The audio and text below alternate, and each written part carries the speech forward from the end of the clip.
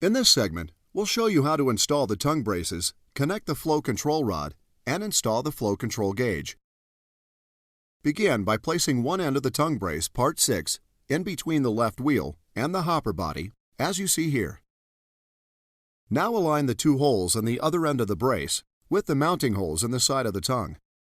Attach the brace to the tongue using 2 hex bolts, part D, with nylock nuts, part H, but do not tighten the nuts at this time. Insert a hex bolt, part D, through the front hole in the triangular mounting plate and the tongue brace, and secure it loosely with a nylock nut, part H. Then thread a flat washer, part F, onto a hex bolt, part C, and insert this bolt through the back hole in the mounting plate and the tongue brace. Also secure this bolt with a nylock nut, part H, but do not fully tighten. With the first tongue brace in position, repeat these steps and attach the second tongue brace to the other side of the hopper. When all the parts are in place, tighten all the bolts.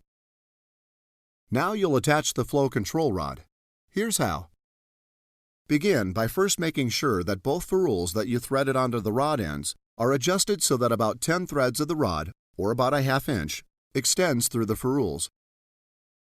Then insert the short threaded parts of the ferrules into the small brackets that are riveted to the front of the flow plates, as you see here.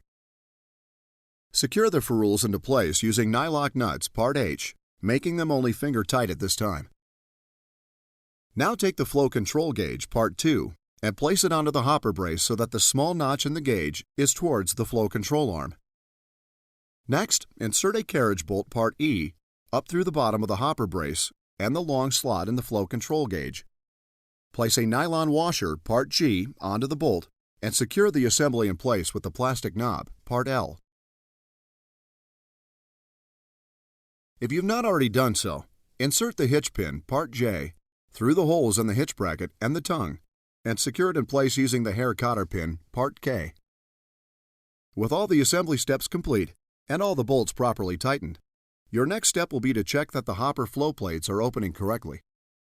Begin by setting the flow control gauge at its highest setting. Then move the flow control arm away from the hopper until it rests against the gauge.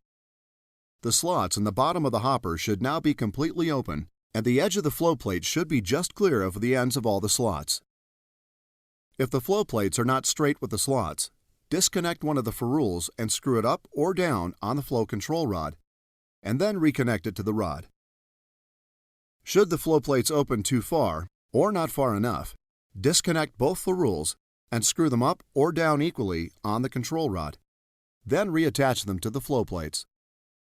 Now move the flow control arm towards the hopper and the off position. Check to make sure that the slots in the bottom of the hopper are completely covered by the flow plates. It is recommended that you also check the hopper flow plates for proper tension. To do this, first set the flow control gauge at a mid-range setting. Then move the flow control arm up against the gauge and press firmly against the front of the flow plates at the bottom of the hopper. The flow control arm should not move. If the control arm does move, tighten the nylock nuts on the flow control arm until movement is prevented.